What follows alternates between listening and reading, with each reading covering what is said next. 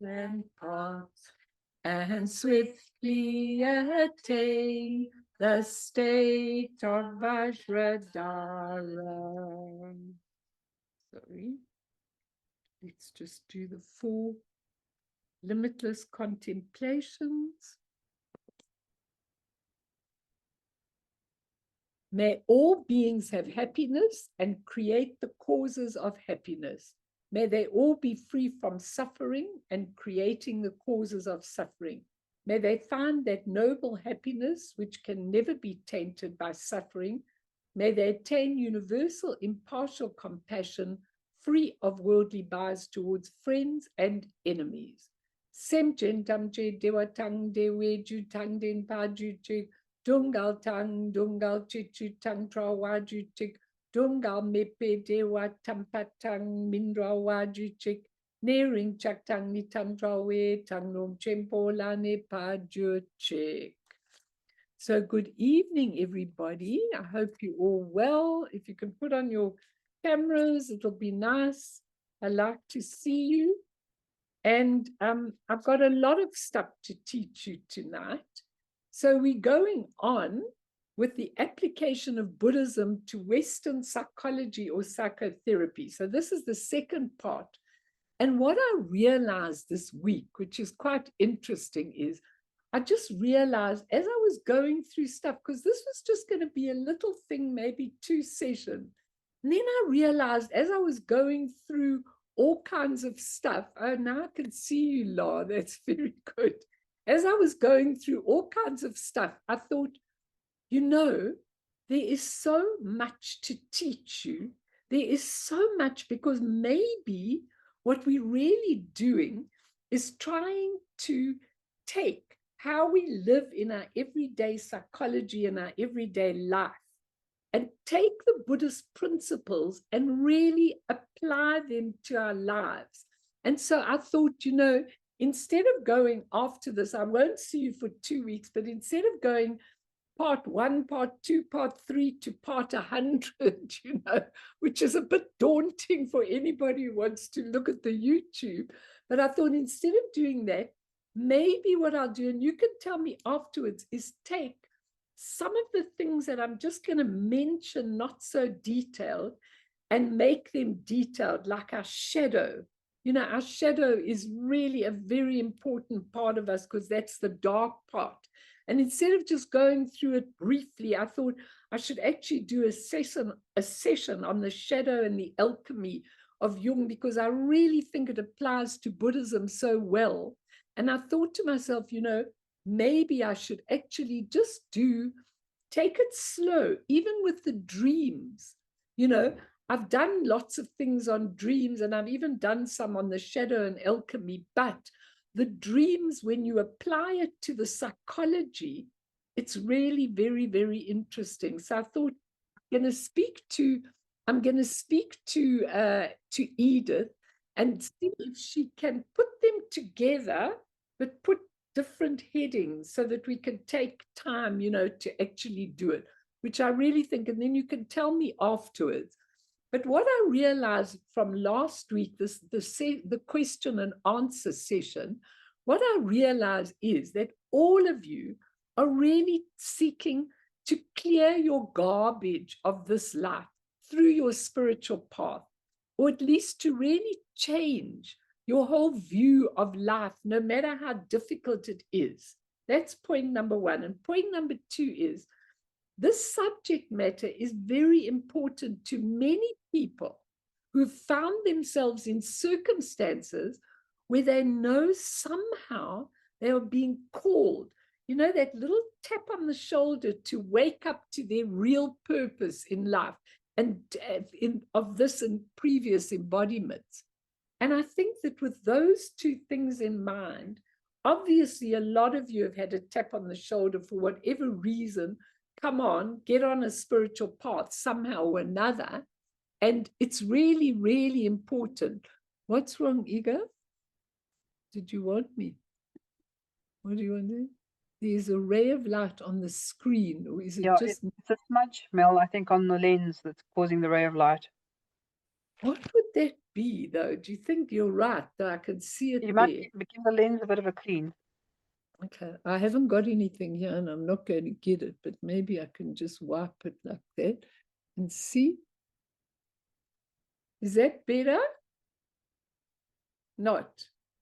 I'll ask Josh to go, I wonder where, this whole room has changed because there are boxes in it. I'm packing, I'm moving. I actually hope I can concentrate enough tonight.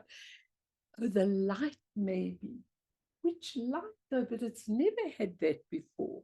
Sorry, you know what? I'll just move on the side of it like that. Would that be better? Okay, let's try anyway. So what I want to say to all of you is that Guru Rinpoche said, in the age of degeneration, the fires of the true Dharma, the highest Dharma, will burn brighter than ever. Don't know what's going on tonight. People are being bumped off. I'm being bumped off. Maybe it's the end of the era here, somehow or another. I don't know what's going on tonight. But he said, in the age of degeneration, the fires of the true Dharma will burn brighter than ever. And this is the reason why so many of the close disciples of Guru Rinpoche, they were called tertons, and they bring his sealed teremas to this planet. And what are these teremas? Every time he gave a teaching to one of his special disciples, like Yeshe Togil, it was actually sealed in their minds, in mountains, in rivers, in oceans. And then that one of the disciples would be reborn and they'd get this feeling, I've got to go to the ocean. And they'd go and they'd just automatically tap into that. And the whole thing would open up and they'd get these live teachings. And people have watched it. So it's not just a little spiritual trick. They are alive and they were given so that lots of teachings could come in this time so that we could get those teachings at the right time and absolutely alive, all to counteract the degeneration.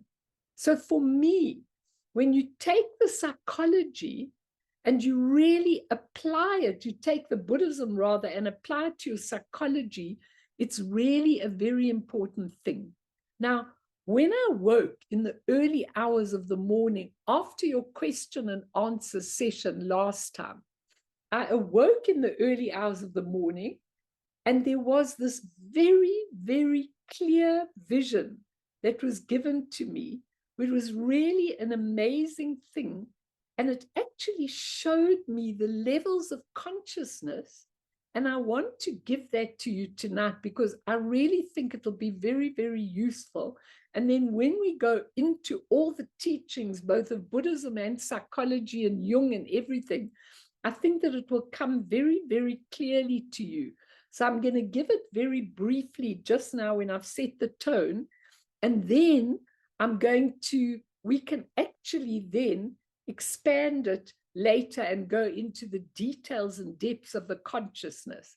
But I want to start with a story again by Rachel Rehrman. You know, she was a physician and she also did a lot of counseling in the end. She spent a lot of her time counseling people, and I found her stories very, very meaningful for this particular topic. So what happened was, this was her story. She said, one of the angriest people I'd ever worked with was a young man with an osteogenic sarcoma of the right leg. He had been a high school and college athlete, and until the time of his diagnosis, his life had been good. And beautiful women, fast cars, personal recognition, and all the other things. Well, aren't you coming in? Okay. And 2 weeks after his diagnosis, they'd removed his right leg from above the knee. The surgery, which saved his life, for him also ended his life. Playing ball was a thing of the past. These days, she says, there are many sorts of self-destructive behavior open to an angry young man like this. He refused to return to school. He began to drink heavily, use drugs, alienate his former admirers and friends. and to have one automobile accident after the other. And after the second of these, his former coach called and referred him to me, she says. He was powerfully built and handsome young man, profoundly self-orientated and isolated. At the beginning, he had a sort of a rage that felt very familiar to me. And I want you to understand as well, because later we'll talk a little bit about the shadow. And a lot of us repress that rage that we have inside us. But he had this unbelievable rage. And she says, filled with a sense of injustice and self-pity, he hated all well people. In our second meeting, hoping to encourage him to show his feelings about himself, I gave him a drawing pad and asked him to draw a picture of his body. He drew a sketch of a vase, just an outline, and running through the center of it, he drew a deep crack. He went over and over the crack with a black crayon, gritting his teeth and ripping the paper. He had tears in his eyes, and they were tears of rage. It seemed to me that the drawing was a powerful statement of his pain and his finality, of his loss. It was clear that this broken vase could never hold water, could never function as a vase again, and it hurt to watch. She says, after he left, I folded the picture up and saved it. It seemed too important to throw away. In time, his anger began to change in subtle ways. Every time he read an article about what happened to people when they had losses, I won't go into all the stories, his reactions were always the same. A harsh judgment of the well-meaning efforts of doctors and parents. His anger about these other young people began to occupy more and more of our session time. No one understood them, he said. These doctors have got no feelings. They've got no purpose. They just chop off your leg. They do whatever they want. And he was really angry, brought more and more of these articles. Okay, so just before he left, he asked me if I thought he could meet some of the others who suffered injuries like him. Well, this was a teaching hospital, and people came from all over the world. So I asked about it, and it turned out quite easy. Within a few weeks, he had begun to visit young people on the surgical wards whose problems were similar to his own. He came back from these visits full of stories, delighted to find that he could reach young people. He was often able to be of help when no one else could help them. After a while, he felt able to speak to parents and families, helping them to better understand and know what was needed. The surgeons, delighted with the results of these visits, referred more and more and more people to him. So, and some of them had seen him playing ball, and they began to spend time with him. And gradually, his anger faded, and he developed a sort of a ministry. I just watched and listened and appreciated. My favorite of all his stories concerned a visit to a young woman who had a tragic family history. Breast cancer had claimed the lives of her mother, her sister, and her cousin, and another sister who was in chemotherapy. This last event had driven her into action. At 21, she took one of the only options open at that time. She had both her breasts removed surgically. He visited her on a hot midsummer day wearing shorts, his artificial leg in full view. Deeply depressed, she lay in bed with her eyes closed, refusing to look at him. He tried everything he knew to reach her, but without success. He sent things to her that only another person with an altered body would dare to say. He made jokes. He even got angry she didn't respond. All the while, a radio was softly playing in the back rock music. Frustrated, he finally stood, and in a last effort to get her attention, he unstrapped the harness of his artificial leg, let it drop to the floor with a loud thump. Startled, she opened her eyes and saw him for the first time. Encouraged, he began to hop to the music around the room, snapping his fingers in time to the music and laughing out loud. After a moment, she burst out laughing too. Fella, she said, if you can dance, then maybe I could sing. This young woman became his friend and began to visit people in the hospital with him. She was in school And she encouraged him to return to school to study psychology and dream of carrying his work further. Eventually, she became his wife. Okay. And a very different sort of person from the models and cheerleaders he had dated in the past. In our final meeting, and he really was very happy and doing very well with his life. In our final meeting, we were reviewing the way he came. He had come to me, the sticking points and the turning points. I opened his chart and I found a picture of the broken vase that he had drawn 2 years ago. I asked him if he remembered this drawing of the broken vase. Surprised, he said, "You know, that drawing is not really finished." Surprised, I extended my basket of crayons to him. Taking a yellow crayon, he began to draw lines radiating from the crack in the vase to the very edges of the paper. Thick yellow lines. I watched him puzzled. He was smiling. Finally, he put his finger on the crack, looked at me and said softly, "This is where the light comes through." Okay. And it's a beautiful story because, you know, suffering is intimately connected to wholeness, to finding a purpose in what you are going through, in what you've been through, in what you are going through. Hello, Marian, nice to see you.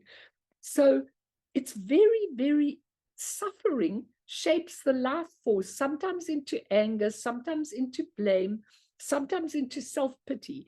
And eventually it may show us the freedom of loving and serving life, which is a very beautiful story. And I wanted to read it to you to start with, to get the energy. Then I wanted to quickly give you the story of a client of mine, because this man was not a Buddhist and vaguely not interested in any spiritual approach. That's why I chose it. I have many, many people that are so happy to have anything to be able to get the light out of the cracks. But he was a male client of about 55 years old. He used to live in South Africa and then he immigrated to Europe. So I see him when I see him in Europe, but he was a hardworking man in technical sales. And when he got to Europe, there was a whole mess with his job because he couldn't really do it from there. And he wasn't really succeeding, and he went into a terrible depression. But that was a tendency that he really, really had. Okay. And he was married to a woman, interestingly enough. The woman was the complete antithesis of him. I knew her from before, and I met her sometimes during our session, but she was a total optimist. Okay, so whenever he went into, I just thought, spiritually, how does it work like that? So whenever he went into a depression, oh my God, I'm not making a lot of money, blah, blah, blah. She would just have an optimistic viewpoint, but it didn't help him in the least, but which is very interesting because he had it there. Anyway, she looked on the bright side and was a very good marriage. But about his depression, when I offered him lots of spiritual things, he said, "You know, Melanie, I really like coming to you and you really help me, but don't offer me all that other stuff. You know, I'm not really interested in it." Okay, I couldn't go. So we used to work with his depression. And I'm especially giving you this because when I work with depression, I really want to go deeply into the karmic imprints that have caused and caused those. But with him, we really worked with the psyche, mainly the human consciousness. And then after a bit of time, he'd sorted out his job. So all was okay. And then he got a new job, and then he was doing very well, and he'd sorted it all out. And then off he went, and I never saw him again for a while. And then periodically, recently, he phoned me and he said, "You know, Melanie, things are not going so well, and there are a few things that are getting to me, and could we have a time?" So I'll always give him a time whenever he wants. But his words that he used were the words that made me talk about this case, because his words were only working with the psychology of the problem. And this is what he said to me, and I want to use this in general. He said, Melanie, when I do quite a big deal and I feel I'm up to, oh, shame, are you going? Oh, Fiona's gone. Jeez, everybody's bumping. Are you going off? Okay. He said to me, Melanie, when I'm up to target, I feel so good about it.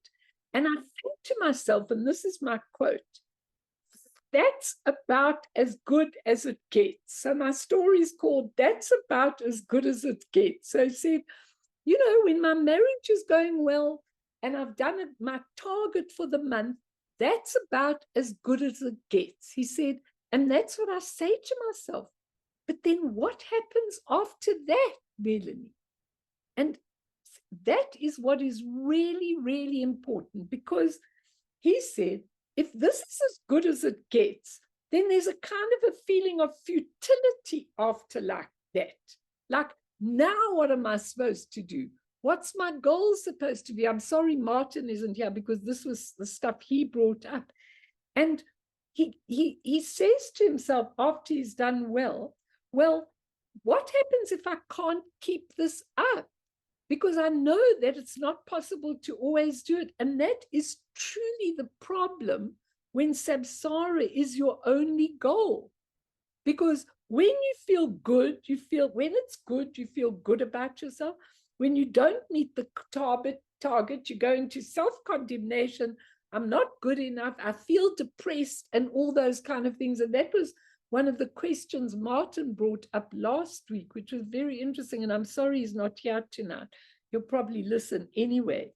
But even his optimistic wife won't be enough.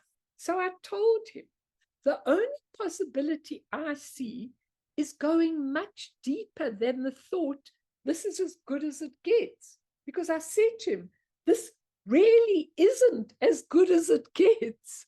There are lots of pathways that are so much better than that. This isn't as good as it gets, okay?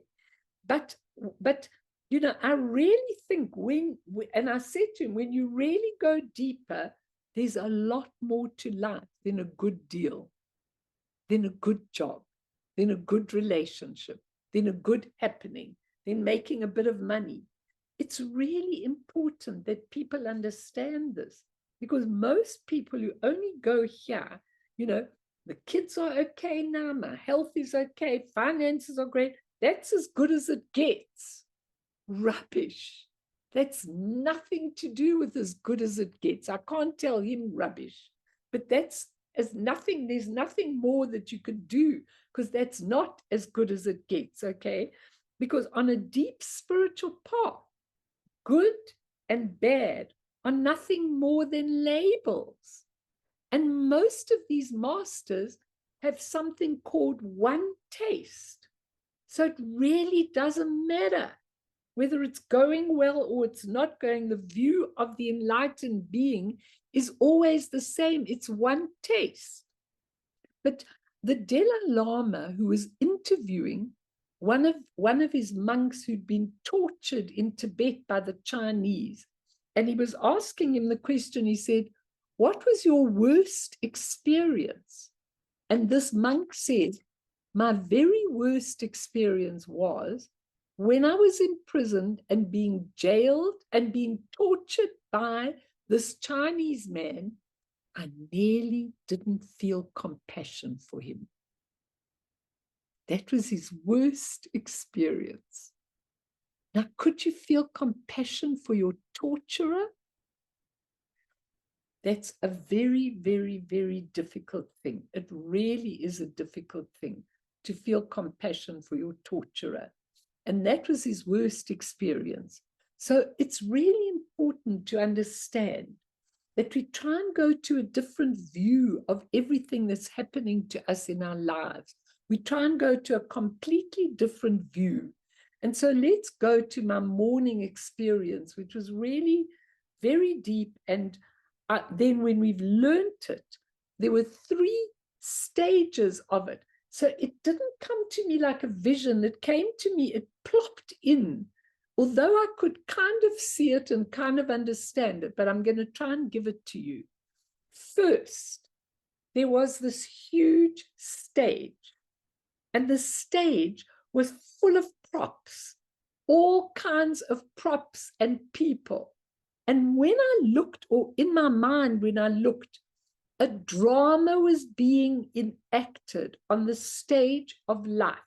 So picture yourself there as I'm giving you this analogy. Picture yourself there, okay, with all your human activities. You're acting out your human drama. So just for 1 minute, close your eyes and just look at your own human drama and what you are enacting now. The props, the kids, if you have them, your home, your partner, your job, your activities, your problems, and on and on. This is just the temporary drama of your present life. It's a temporary, transient drama that keeps on changing and has a multi-million ups and downs filled with positive and negative human emotions that also keep changing and often trip you up. So if on your stage at the moment, there are a lot of difficulties and a lot of problems and a lot of everything, it's really important that you look at that drama, because this is called the human psyche of the psychology, our ordinary daily consciousness. It has 8 levels, but in this drama, there are 7 levels of consciousness, and I will come back to do them. Let's go back to the human psyche and the stage of the drama, okay? So everybody is looking at that drama. It's your ordinary daily consciousness. And there are other levels of consciousness as well, okay? Like Freud and Jung, both of them in the psychology talk about other levels of consciousness, like the unconscious and the subconscious. Okay, they talk about that a lot, and the collective consciousness. But Buddhist theory goes to an even deeper level than these. So if you see life, I'll come to tell you what it means. If you see life only through the consciousness of the psyche, life is really suffering. A good experience doesn't last. It leads to a bad experience and suffering. So it's really important for all of you to understand that. Now, in my morning experience, the curtain of the next stage opens. So imagine this is the stage of your psyche, your human consciousness.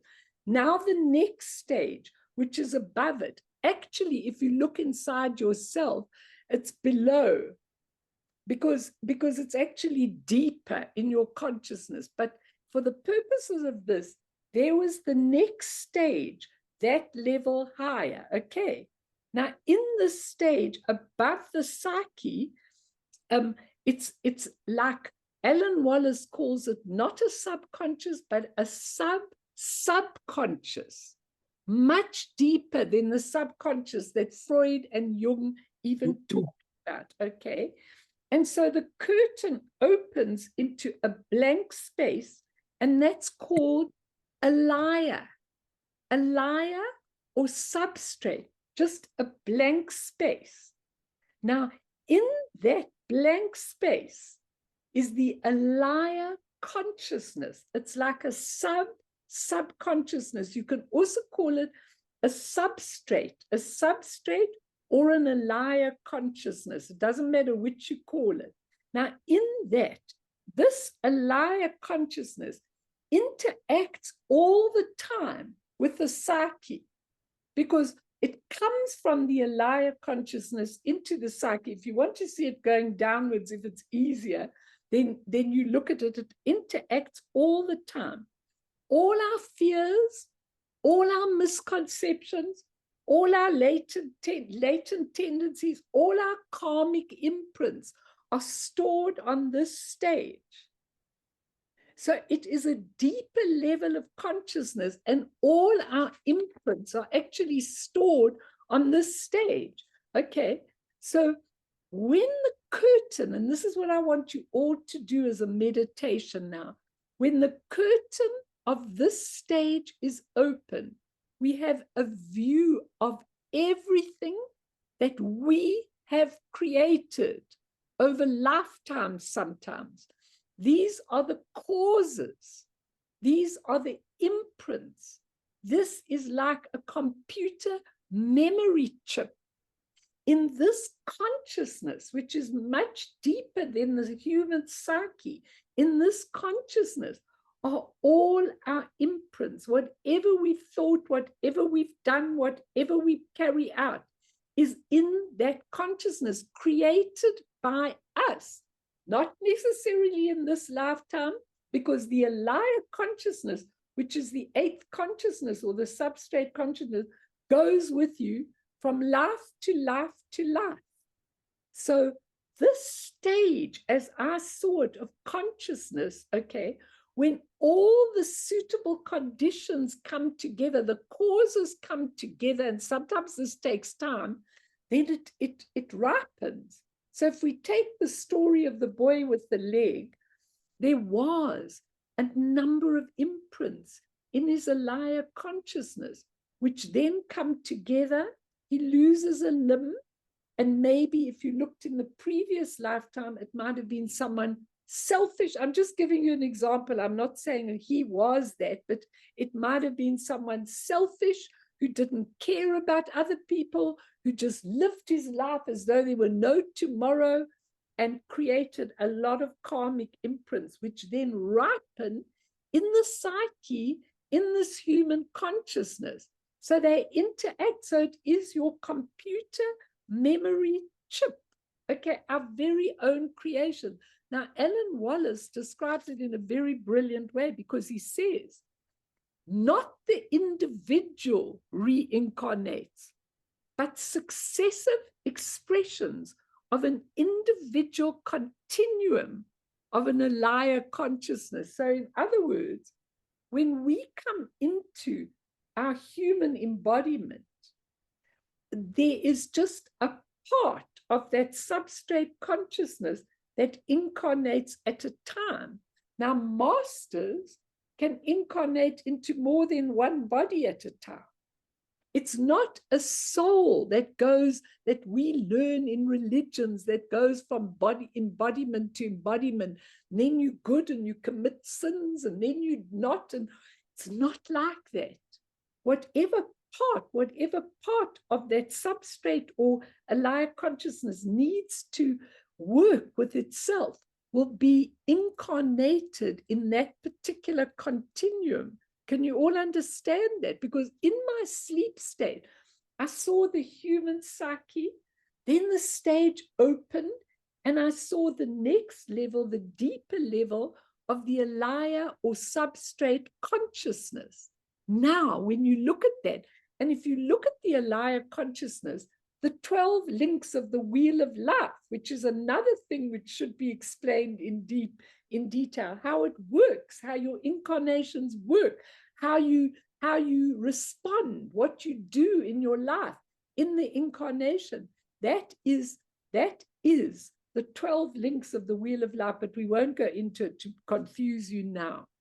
But what I want to say to you is that as soon as we are able to see the relationship with these two stages,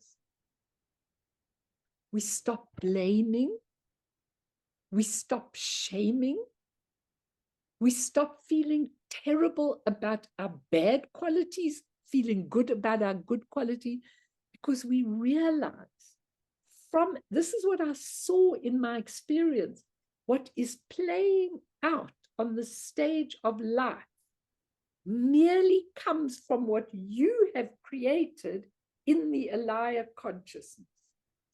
And then we go to the final platform, the third stage above, okay? If you want to look at these going down, I don't mind, because they do go down. But in my actual experience, I saw it going upwards, so that you could see, because the highest stage then opens. Now I want you to close your eyes, and I want you to see in the last stage a vast, open, blue in color, spacious place where the curtain opens to our primordial consciousness. Now, when you see the 3 stages, the primordial consciousness is not ever tainted by what is going on in either the ALAYA substrate consciousness or the human psyche. It is totally always with you, always was. It is space and awareness, clear light.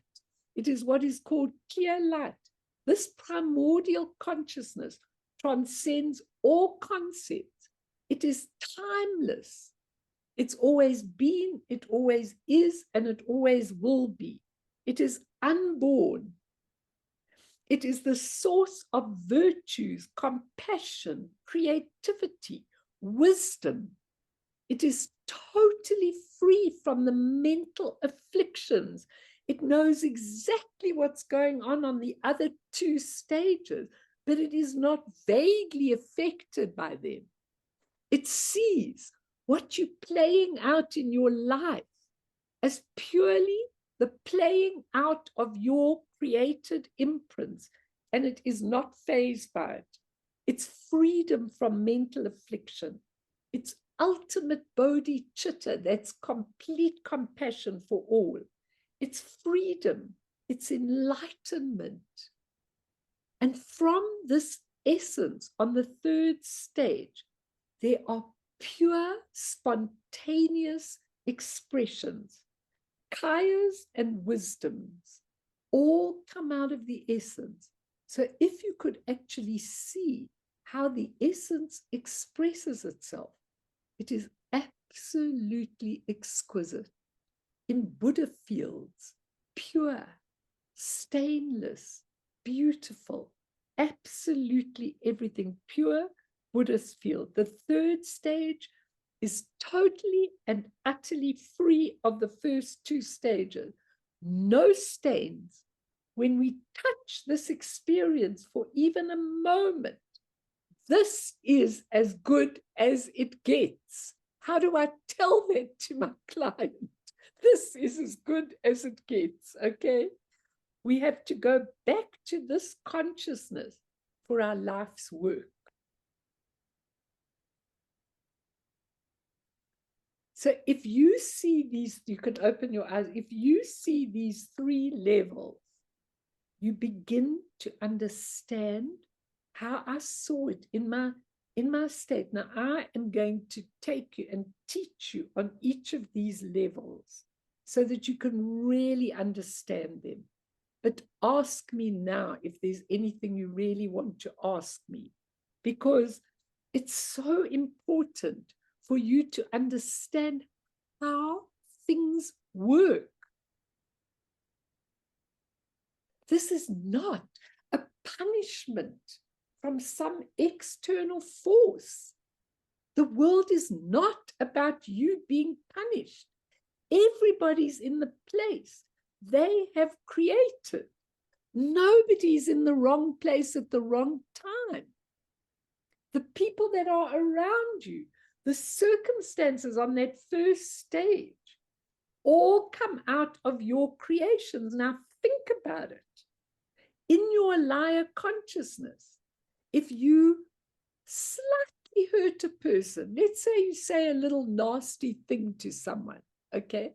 There's a little karmic imprint.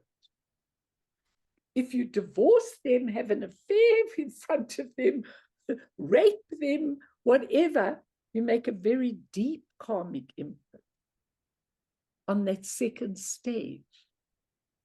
And if it's a habit, if your anger, your raping, your whatever you do to people, if it's a deep habit, if it becomes a habit momentum, it's a very deep thing. And then the whole of the psyche might be a play out of that. So no one's in the wrong place at the wrong time. Even if you were one of the hostages, or one of the people caught in war, or one of the people in Afghanistan who happens to be in a remote village and this terrible earthquake happens, there's no mistake, because it works precisely. And when you see the 3 levels of the consciousness, then you know you've got to relate to the primordial consciousness in order to really have an amazing life. Questions, comments, and then we'll go straight on. I've got a lot to teach you, really a lot. But tell me if you want to ask anything or you want to say anything. Does that make sense to you? Can it make very deep sense to you so you know what it is? Fee, what do you think? I do. I think the thing that I think for me is, I know that it's not a punishment per se coming from above or something like that, but I mean, it is the result of what they call either virtuous or non-virtuous acts. It's, I think that's something that needs to kind of be, how can I put it, emphasized. It is like, there is that idea in the parameters of morals and ethics and all that sort of thing as well, that there is that component to it. That's just a component, but when we come to the shadow and we talk about the human psyche, and that's why I think the subject is so important, when we talk about the human psyche, we have to know that it's not about a virtuous good person, because there are lots and lots of people who are really, they look like virtuous people. They do the right thing at the right time. And then you just cross their path, and they lash out or something like that. And they're supposed to be this person. I'm not convinced. And that's why I want to talk about this. I'm not convinced that you divide it into virtue and non-virtue. And I'll tell you why. Because sometimes in Buddhism and other religions, people talk all the time about virtuous things. And of course, if you help somebody, it's virtuous. There's no doubt. But if you really have compassion and you're in the spot where people are and you really don't mind giving of yourself, that's very different to a virtuous person. Because can I say something? I think I don't see it like that. I don't see it in terms of, I don't label people virtuous or non-virtuous, but I'm saying the act in and of itself, whatever you do. Yes. I mean, obviously, if you stab somebody, that's not a virtuous act. That's not something that is good. I mean, maybe virtuous and non-virtuous is the wrong word, but that's what the lineage uses. They call it virtuous and non-virtuous.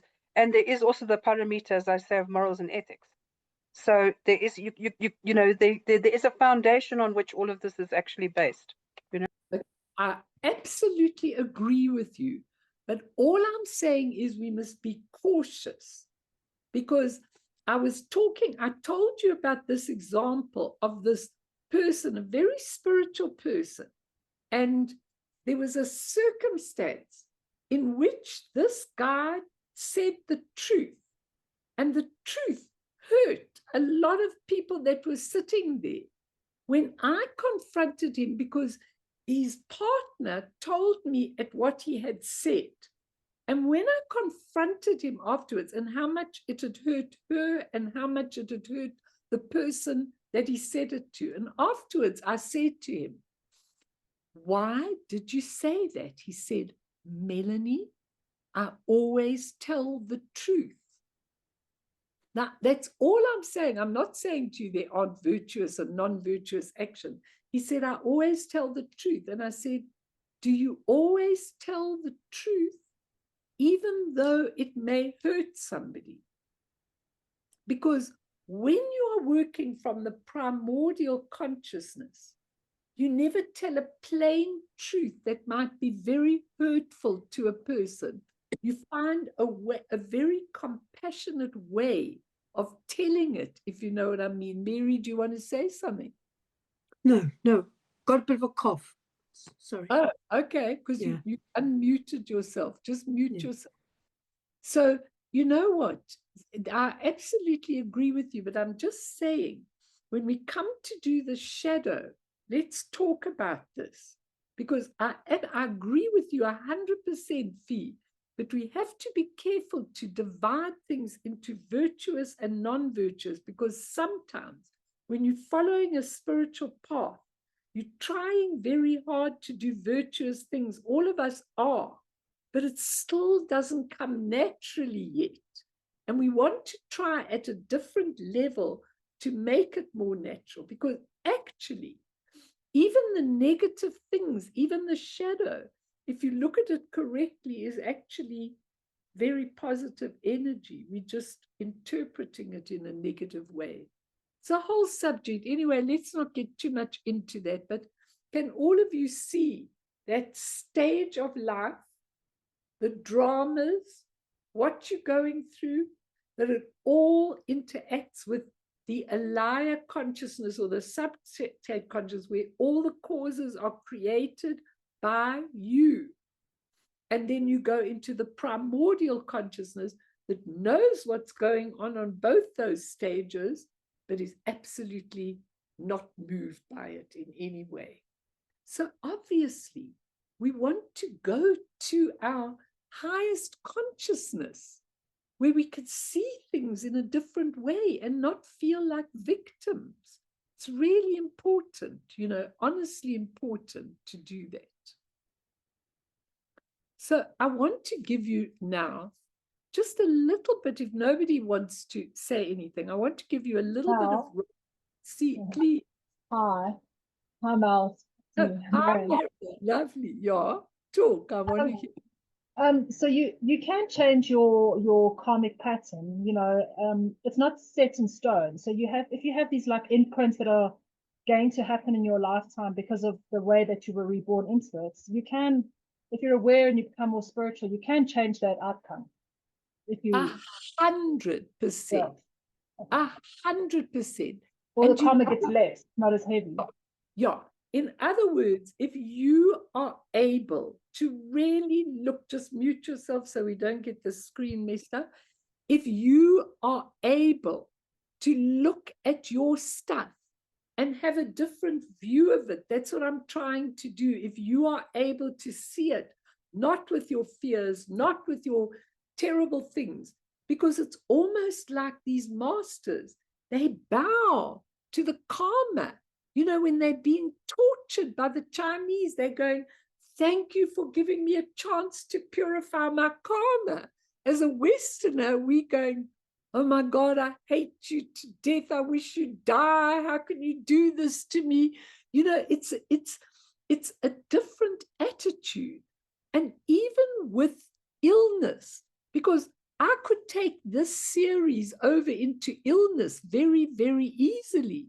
Because if you look at illness is the last place of the karma to express itself. Now, how do you understand that a person who's been diagnosed with 4th stage cancer and told by the doctors to go home and die gets rid of the whole cancer without chemotherapy, with all their prayers, with a bit of alternative medicine, and the cancer's gone?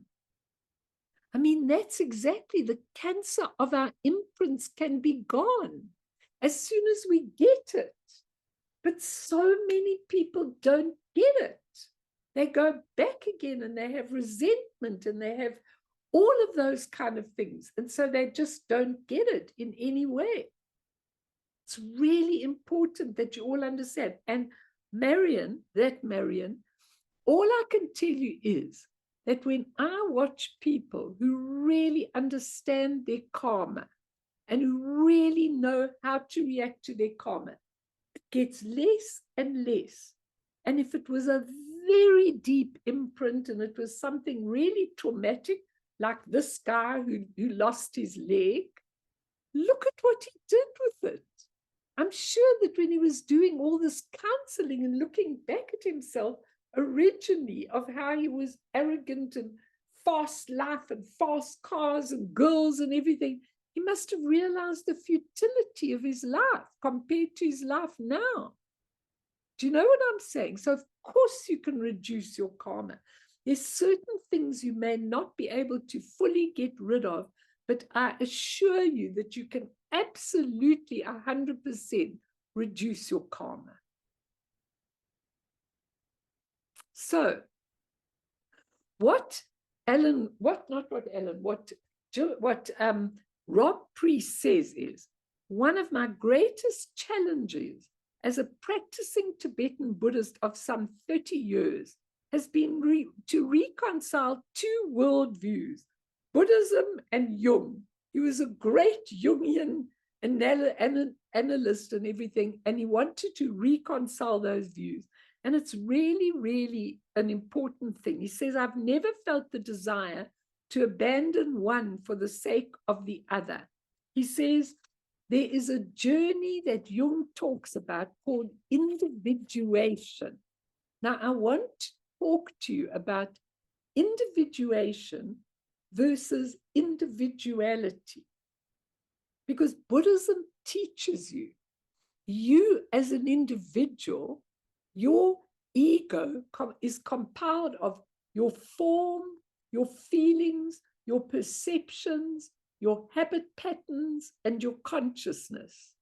Now, the Buddha said none of those were permanent. None of those, they were just transient things. So how do you throw the whole individual away and yet become quite a unique person who's individuated? Now, this is what Rob Priest has really spoken about. He says, Buddhist teaching offers a means of resolving our life issues that have less to say about the subjective experience of that path and what its psychological effects may be. He says, most Tibetans I have encountered are reluctant to speak of their own inner process. And this is in part because they do not use a psychological language, but also they seldom allow you to intimately question them about their feelings because they're brought up in a Buddhist society. So when these masters came to the West, they absolutely were horrified at all our wounds and all our stuff and all our things that we had. They never had this. They didn't know about this. They soon had to get really used to that, okay? But he says, as a psychotherapist, as well as a Buddhist practitioner, I'm inevitably affected by these questions. He says, because you really, really have to see, how can you become a psychological individual, which is what psychology teaches, rather than give that up to get to self-realization? Because even the Dalai Lama says that in the West, we do need some kind of ego path in order to negotiate the waters of samsara. So like Rob Priest says, let's not throw away the baby with the bathwater. We've got to find a way of integrating that individuality. But we've also got to be careful, because when Zansar starts thinking about individuality, it's very, very interesting. Because he says, I just want to see where it is. I've got so many things, so many notes. No, I'm trying.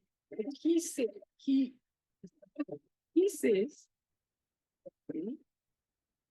where is that? He said that individuality,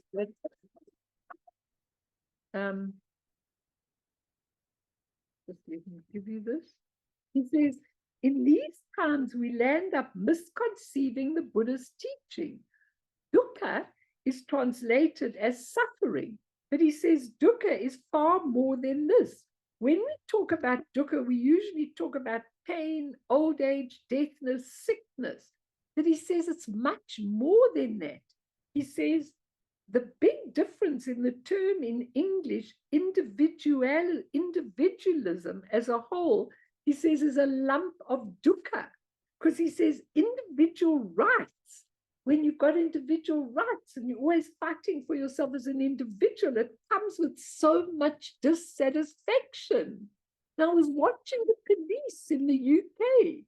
They were fighting between the left-wing people and the right-wing people were having a fight. You know, they were both getting their individual rights, but they wanted to kill each other, and some of them do kill each other. You know, how Zongsa said that individuality can be a real problem to us, a really big problem. And he said, we've really got to be careful.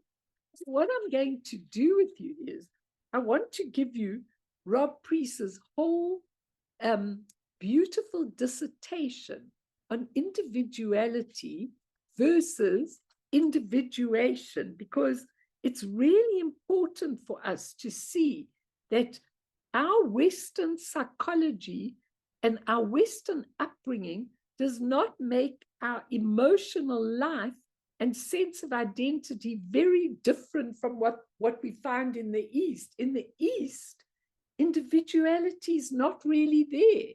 In the West, our parents teach us, fight for everything, be the best, win the race, do this, you are that, whatever they're saying.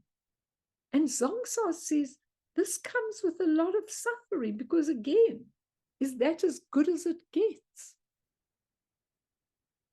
Is that as good as it gets?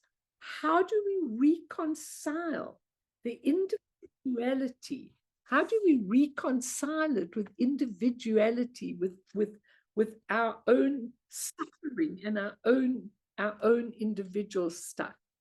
It really, really is a whole big question for us to examine a lot of, and I want to do that. And also, when we look at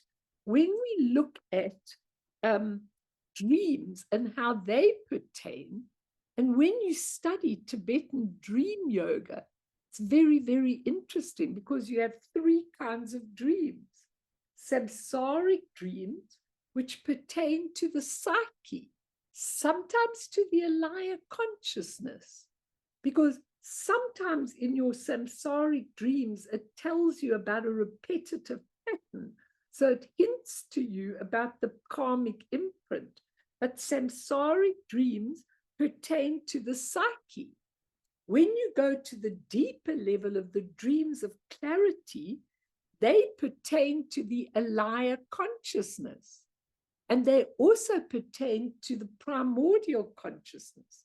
And when you go to the clear light dreams, they are the primordial consciousness. So I think we should do a session of dreams somewhere along here when we've done all the other things, because I think it's really, really important. I want to do the shadow, I want to do the psyche, I want to do a little bit of alchemy, and I want to do this whole thing of individuation. So to just go back quickly, because I know the time's getting late, to the Buddha's Four Noble Truths that we talked about in the last session. The truth of suffering, the causes of suffering, there's a place where suffering ceases, and there's a path to go. And the Buddha taught it 3 times, I was telling you. The first time, he taught it like that. The second turning of the wheel of Dharma, he said, these are the 4 noble truths, and you must understand them. The third turning, which was for the higher level of people who could relate to the primordial consciousness, he said, here are the 4 noble truths. You must understand them, but actually, there's nothing to understand. Now, what was he saying when he said in the third turning? Actually, there's nothing to understand. He was saying everything that you see on the stage of the psyche and the stage of the alaya consciousness, it's all impermanent, it's all temporary, it's all transient. Nothing is independent. So yes, go through it, but actually none of it is tangible. Actually, none of it is permanent. Actually, it's all empty. That means empty of a separate existence. The I, the me, my feelings, my perceptions, my habits, they're all temporary and transient. You can change them. That's what Marion said when she said, can you change the karma? Of course you can change them. And when he taught that for people so that they could really understand that you can, when you feel overwhelmed with suffering and almost desperate, you can go internal. You can really see what it is that you're looking at. And you really, really can see that. It's really important that you see that. Any questions? And then I want to just go a little bit on the individuality and the individuation, and then we can end for tonight. I'm trying to find everything here because I've been packing, and so half of my things are not here and half are. Anyone want to say anything or ask anything?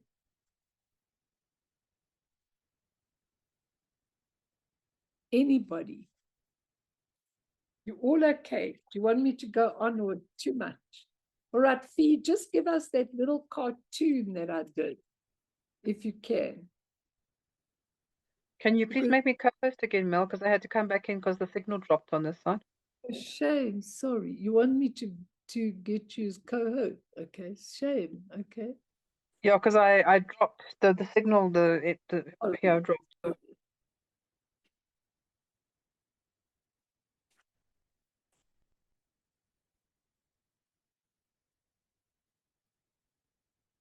So there it is, everybody. Okay, the scale of life in the psyche. So much karma on the one hand, so much time left of this embodiment on the other. It's a very interesting scale. How's your scale? Have you got lots of time? Are you young? Is the karma a bit heavier? You must hurry up and get it all together. It's really important. I don't know what happened to the other page that I was. Okay, thanks, B. Let's go on then to go to this. Let's go on to the individuality. It's very important, this. All of this is how we are.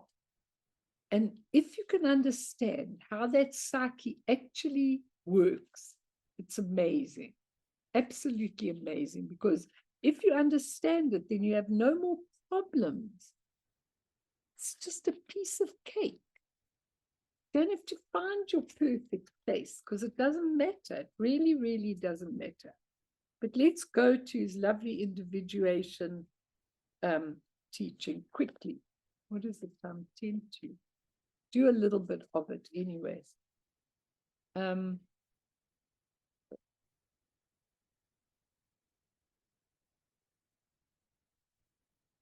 Maybe anything is anymore because I've been packing. I can't find anything. Sorry, everybody. I am a mess. I've just got one file and that's all I've got. And the rest is in my boxes. I don't know where it is what I want.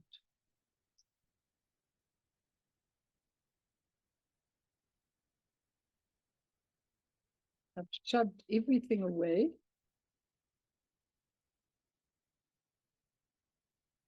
I don't know where it is.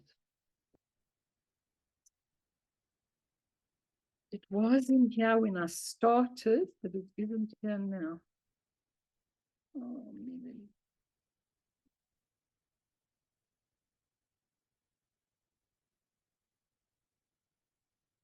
Don't know where it's gone. Hang on, here we are. That's what I want. Okay. So let's just do a little bit of this for 5 minutes, and then we'll come back and do more of it. He says, when Eastern teachers first encounter Western students, one aspect of our character must become immediately prominent. We are determinedly individualistic. Okay, we've got that in the West. We pride ourselves on our individuality. We pride ourselves on our own particular personal character and capacities. You know, when parents are telling you, especially about their grandchildren, they tell you all the wonderful things that their grandchildren are. And self-expression and creativity are rewarded and applauded. To grow up in the West, we must become psychologically robust enough to cope with the alienation that accompanies our independence. We must be able to cope with the demands of a relatively hostile, competitive, and insecure world. Individuality is a way of living, and it's a way to be visible and different and express ourselves in a unique individual way. And our parents gave that all the time. Whereas in Eastern philosophy, when you really become an individual, you're criticized for it because it goes against the whole tradition, the Eastern tradition. Individuality will have its positive and negative consequences. It will bring us a capacity for self-sufficiency, self-reliance, self-expression, self-motivation, and a relatively stable sense of self-identity, all of which might be seen as ego-orientated. It leads to innovation, change. We're encouraged all the time. Become an individual, do your own thing, have your own rights. Okay, but the Eastern view is quite different. Now, do we see the abandonment of the delusion of individuality and surrender to a spiritual authority? Or is there a positive side to this individualism that can actually be included? Now, what this is, you know, in the East, it's kind of quite arrogant if you're quite individual. But when what Jung coined was a term called individuation, okay?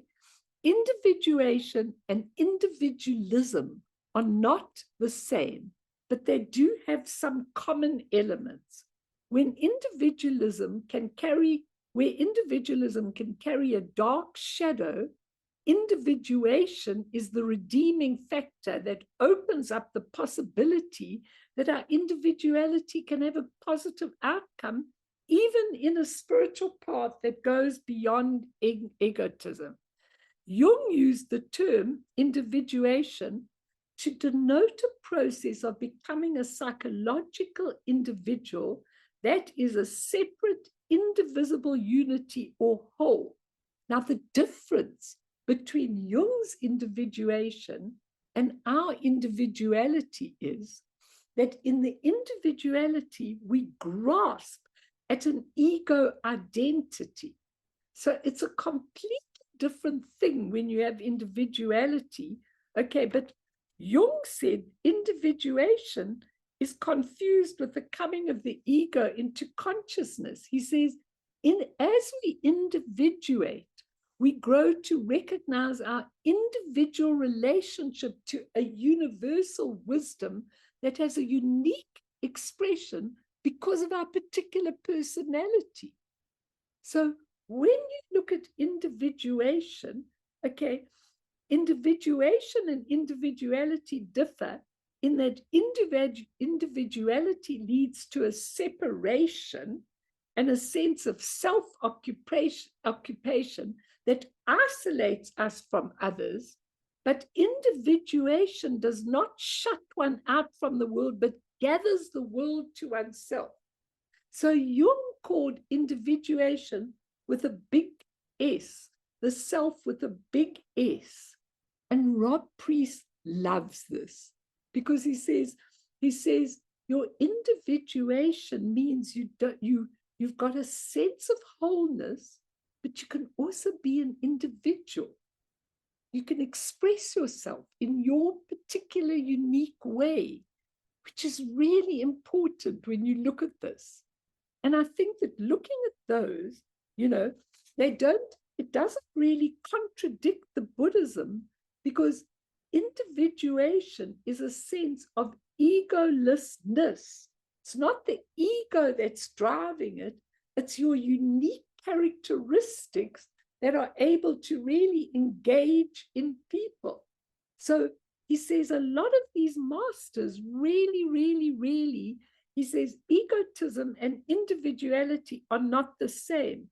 One is grasping and an I-me unhealthy sense of self-preoccupation, where the other is just using your unique ability to express yourself in a world and draw people to you.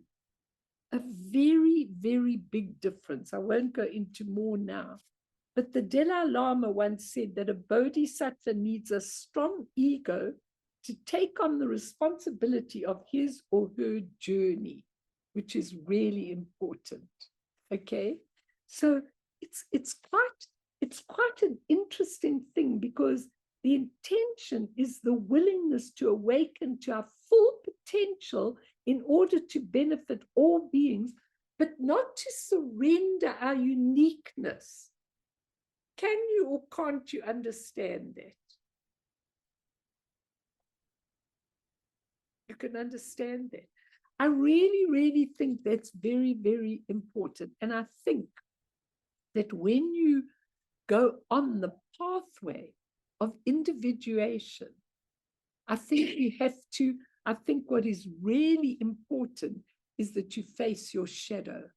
And that's what I want to teach you in depth, but I can't now. It's really too much. Because I think it's time, this story that I want to really end with is, once a man found that his axe was missing and suspected his neighbor's son of having taken it. Observing the youth walking around, the man was convinced that his was the walk of a thief. The youth looked like a thief, talked like a thief, and everything he did pointed to his having stolen the axe. Then one day the man happened to find his missing axe. And after that, he noticed his neighbor's son wasn't behaving like a thief anymore. That's how we are. Looking at everybody and seeing them from our own ego grasping self. That's called individuality, that Zongsa says is a great problem. Individuation is when we take our unique individual path and we really put it into the Buddhist terms, into all these things, into your dedication, your devotion, your beautiful things. It's really very, very important. So just before we go, I want you all to just close your eyes for 1 minute and just breathe in and breathe out and come to see the 3 stages of your consciousness. The one in your daily life of your psyche. If we think that's as good as it gets, we're going to be very, very limited. And we're going to be very happy one day and very unhappy the next day. But when we go to the depth and we see that every situation is created by us, and that this is the most wonderful opportunity, open portal to unity with our true nature, then we accept, we surrender. We surrender that ego, we surrender all of that. but we still have our unique characteristics. And when we go even higher, we go to that beautiful primordial consciousness. Just imagine the part of you that is untainted and unmoved by absolutely everything that is going on in your life. It's all just passing temporary drama. Now, when you touch that blissful primordial consciousness, there is a lightheartedness, a sense of joy, a sense of openness, a sense of compassion for every single sentient being. And when we have that, we've touched into our Buddha nature, our primordial consciousness. And I'm going to teach you on each of these levels of consciousness. I'm also going to teach you on how to get to the shadow, that part of us that is repressed, that maybe was criticized when we were a child and we put it aside. We need to know ourselves with awareness, and we need to be compassionate to ourselves. And that's what we're doing with this work. So, let's just dedicate to all sentient beings who are really having a hard time and who are really seeing the stage of life as everything in their lives. And we dedicate for all those beings, every single one of them, that may they have some merit from this teaching, from this understanding, from this depth.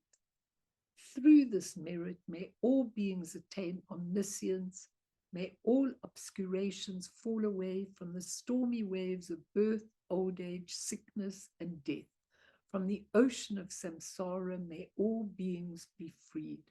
Sonam tie tamche zipane topne nepe dranam pamshene jegana chi bala drupaye sipe soli doa drowarsho.